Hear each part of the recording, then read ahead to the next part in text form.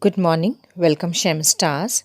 In previous video of chapter 21, neural control and coordination, we discussed about human neural system. In this presentation, we will talk about generation and conduction of nerve impulse. First of all, let's understand how impulses are generated. Neurons conduct electrical impulses by using the action potential. This phenomena is generated through the flow of positively charged ions across the neural membrane. Neurons, like all cells, maintain different concentration of certain ions across their cell membranes. The following four steps describe the initiation of an impulse to the resetting of a neuron to prepare for a second stimulation. Number 1. Action potential. Unlike a graded potential, an action potential is capable of traveling long distances. Repolarization, hyperpolarization, and refractory period. Let's understand this. When a neuron is not conducting any impulse, that is resting, the axonal membrane is comparatively more permeable to potassium ions and nearly impermeable to sodium ions.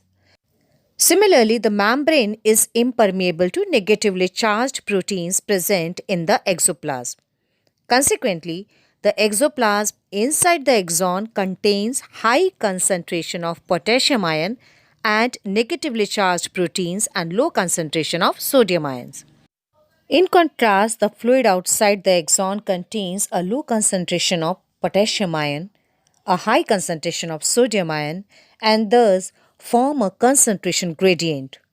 These ionic gradients across the resting membrane are maintained by the active transport of ions by the sodium potassium pump, which transports 3 sodium ions outside for 2 potassium ions inside the cell.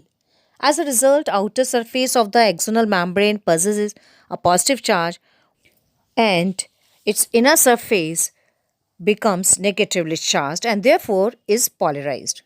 The electrical potential difference across the resting plasma membrane is called as a resting potential. When a stimulation is applied at a site as shown in this slide, point A, on the polarized membrane, the membrane at the site A becomes freely permeable to sodium ion. This leads to a rapid influx of sodium ions followed by reversal of the polarity at that site. The outer surface of the membrane becomes negatively charged and the inner side becomes positively charged. The polarity of the membrane at the site A is thus reversed and hence depolarized. The electrical potential difference across the plasma membrane at the site A, as shown in the diagram, is called the action potential, which is in fact termed as a nerve impulse. At site immediately ahead, the axon, that is site B, membrane has a positive charge on the other surface and a negative charge on its inner surface. As a result, the current flows on the inner surface from site A to site B. On the outer surface, current flows from B to site A, as shown in the figure, to complete the circuit of current flow. The polarity at the site is reversed and the action potential is generated at the site B. Thus, the impulse generated at site A arrives at site B. The sequence is repeated along the length of axon and consequently the impulse is conducted. The rise in the stimulus-induced permeability to sodium ion is extremely short-lived. It is quickly followed by a rise in permeability to potassium ions. Within a fraction of a second, potassium ion diffuses outside the membrane and restores the resting potential of the membrane at the site of excitement, and the fiber becomes once more responsive to further stimulation. So this is how nerve impulse is generated. Now let's understand transmission of impulses. Neurons transmit impulses as electrical signals. These signals pass along the cell surface membrane of the axon as a nerve impulse.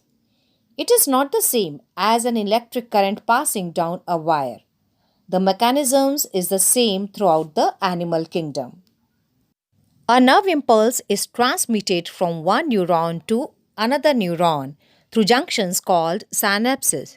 A synapse is formed by the membrane of a presynaptic neuron and a postsynaptic neuron, which may or may not be separated by a gap called synaptic cleft.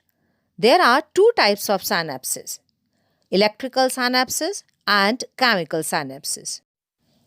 Electrical current can flow directly from one neuron into the other across these synapses. Transmission of an impulse across electrical synapses is very similar to impulse conduction along a single axon. Impulse transmission across an electrical synapse is always faster than that across a chemical synapse. Electrical synapses are rare in our system. At a chemical synapse, the membranes of the pre and post synaptic neurons are separated by a fluid filled space called synaptic cleft, which is clearly visible in the diagram shown in this slide. Chemicals called neurotransmitters are involved in the transmission of impulses at these synapses. The axon terminals contain vesicles filled with these neurotransmitters.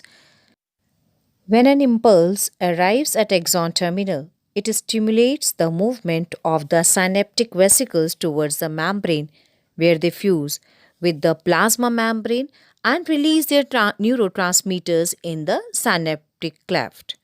The released neurotransmitters bind to their specific receptors present on the postsynaptic membrane. This binding opens ion channels, allowing the entry of ions which can generate a new potential in the postsynaptic neuron. So, students, this is how impulses are generated and transmitted in neurons. I hope you must have understood. In the next presentation, we will discuss about central neural system. Thank you, Shem Stars. That's all for today. You can drop your queries on Google Classroom. Take care.